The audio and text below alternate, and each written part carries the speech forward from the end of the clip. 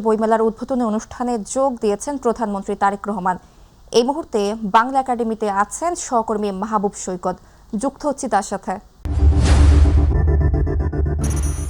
ইতিমধ্যে অমর একুশে বইমেলার যে উদ্বোধনী অনুষ্ঠান, সেই উদ্বোধনী অনুষ্ঠান কিন্তু শুরু হয়ে গেছে বাংলা একাডেমির যে প্রাঙ্গণ। দেখতে পাচ্ছেন যে এখন বিশেষ অতিথি বক্তব্য রাখছেন।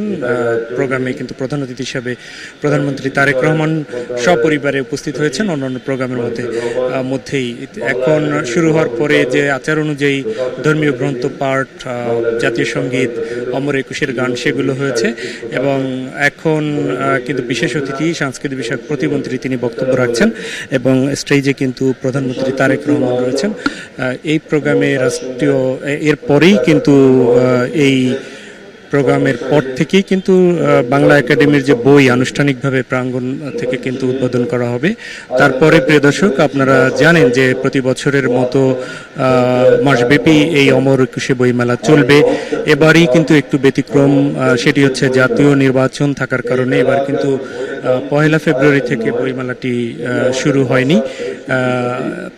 বইমেলাটি আজকে শুরু হচ্ছে এবং এবার একটু ব্যতিক্রম হবে, তা হচ্ছে যে খুশির ঈদের সময় এবং একই সাথে রোজার শেষে ঈদের সময়ও কিন্তু বইমেলাটি চলবে। যে কারণে এখানের বক্তারা যারা অতিথি রয়েছেন তারা আশা প্রকাশ করেছেন যে এবার বইমেলায় থেকে বিশেষ করে ঈদের যে শুভেচ্ছা বিনিময়, সেই শুভেচ্ছা বিনিময়ে বই একটি অনুষঙ্গ হয়ে দাঁড়াবে। আমরা দেখতে পেয়েছি যে এখানে যেমন সাংস্কৃতিক মন্ত্রী রয়েছেন স্টেজের বাইরে উপদেষ্টা মির্জা আব্বাস রয়েছেন, তথ্যমন্ত্রী জহিরুদ্দিন মোহাম্মদ বাবর তিনি রয়েছেন এবং অন্য এখানে কবি, সাহিত্যিক, সাংবাদিক সহ শুরু করে নানা জন এখানে কিন্তু উপস্থিত রয়েছেন। তো এরপরে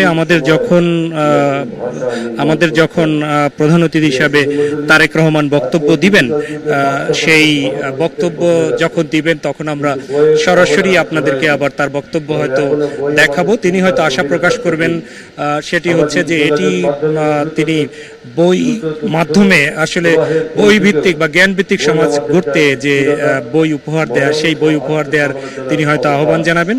তো সেই উদ্বোধনী কণ্ঠে নিশ্চয়ই আমরা পরবর্তীতে তুলে ধরবো। আমরা চলে যাচ্ছি আবার স্টুডিওতে। মাহবুব, আপনাকে ধন্যবাদ।